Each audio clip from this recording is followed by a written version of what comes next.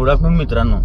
शेवटच्या 5 मिनिटात काय तर खतरनाक एकदम सीन झालाय. म्हणजे सगळं व्हॅलिड पण वाटतंय जे काय झालं ते, पण प्रीमियम्सवरनं काही समजत नाही आहे. म्हणजे 573 24,573 24,573 ला इंडेक्स चालू होता आणि विदिन अगदी जस्ट थोड्या वेळानंतर 3:30च्या आधीच, ॲक्च्युली 3:30ला तर मार्केट बंद झालं, पण 3:30च्या आधीच तो डायरेक्ट 773 वगैरे शो करायला लागला आणि 773 नंतर तिथेच थांबून इंडेक्स क्लोज झाल्यासारखा झाला. पण प्रीमियम्समध्ये सगळी मुवमेंट होत होती.